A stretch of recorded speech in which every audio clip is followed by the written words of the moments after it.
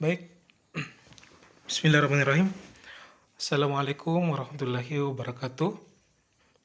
Perkenalkan, nama saya Farid Aswar dengan NIM D01215550 dari kelas IPC yang akan mempresentasikan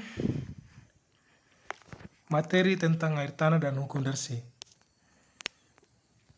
Nah, yang pertama itu kita sebelum masuk di materi air tanah dan hukum Darcy, kita pertama-tama itu harus mengetahui tentang air tanah atau groundwater.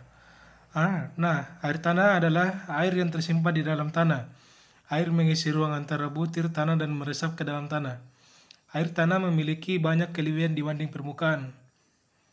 Air tanah lebih steril, temperatur lebih stabil, dan cadangannya melimpah meskipun musim kemarau. Air tanah sangat penting bagi kehidupan, mulai dari kebutuhan industri, keseimbangan alam, hingga kebutuhan rumah tangga. Ada beberapa jenis air di bumi, diantaranya air sungai, air laut, dan air hujan, dan air tanah. Simak penjelasannya lebih lengkap mengenai air tanah berikut ini. Nah, berdasarkan Undang-Undang Nomor 7 tahun 2004 mengenai sumber daya air, air tanah didefinisikan sebagai air yang terdapat di lapisan batuan di bawah permukaan tanah. Menurut ASDAQ, di tahun 2002, air tanah adalah segala bentuk aliran hujan yang mengalir di bawah permukaan tanah sebagai akibat dari gaya gravitasi bumi, struktur perlapisan geologi, dan beda potensi kelembaban tanah. Nah, untuk manfaatnya itu secara umum, air memiliki berbagai manfaat penting bagi kehidupan. Tak hanya bagi manusia, tapi juga beragam makhluk hidup di bumi, seperti hewan dan tumbuhan. Dengan adanya permasalahan banjir dan kekeringan setiap tahun di Indonesia, masalah air ini menjadi sangat penting untuk diatasi. Nah, adapun kandungan unsur dari air tanah ini, yang pertama, air tanah terdiri dari beberapa unsur seperti oksigen, nitrogen, karbon dioksida, dan unsur hara seperti fosfor, dan kalium. Nah, adapun faktor penentu kualitas air tanah. Beberapa faktor penentu kualitas air tanah antara lain pH, suhu, oksigen terlarut, nitrat, fosfat, logam berat, dan bakteri. Nah, yang bisa kita lihat pada gambar berikut. Nah, adapun cara mengukur kualitas air tanah, yang pertama menggunakan alat ukur, yang kedua menggunakan metode kimia, dan yang ketiga menggunakan metode biologi. Nah, kita masuk ke materi tentang hukum Darcy. Hukum Darcy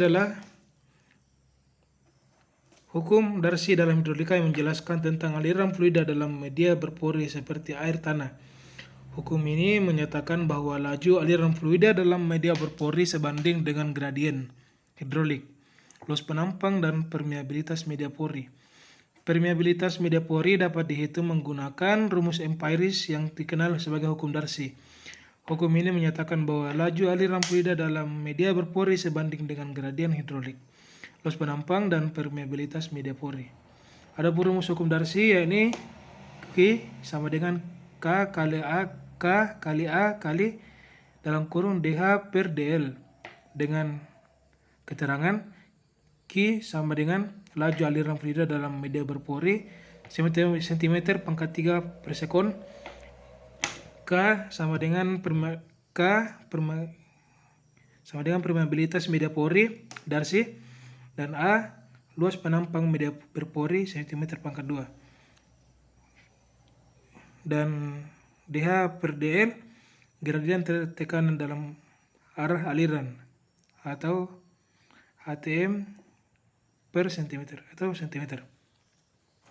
Untuk menghitung permeabilitas media pori, kita perlu mengetahui nilai laju aliran fluida, luas penampang media berpori, gradien tekanan dalam arah aliran, dan viskositas fluida.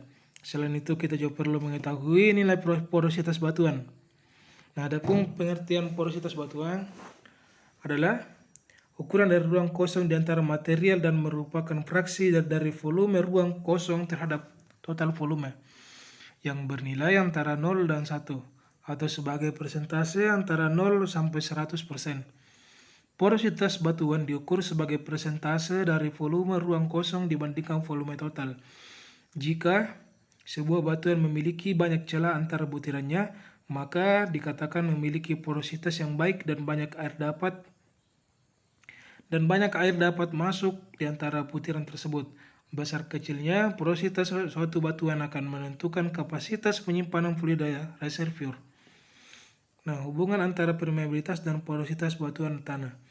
Permeabilitas dan porositas batuan memiliki hubungan yang erat. Secara umum, semakin besar porositas suatu batuan, maka semakin besar pula permeabilitasnya. Namun hubungan antara permeabilitas dan porositas batuan tidak selalu linear, karena terdapat faktor-faktor lain yang mempengaruhi seperti ukuran pori, distribusi ukuran pori, dan jenis fluida yang mengalir di dalam pori batuan.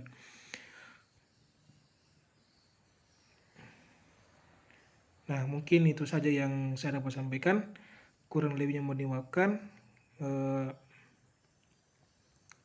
Jika ada kata-kata yang kurang berkenan di hati, mohon dimaafkan. Dan saya tutup presentase materi pada kali ini dengan mengucapkan wassalamualaikum warahmatullahi wabarakatuh dan terima kasih.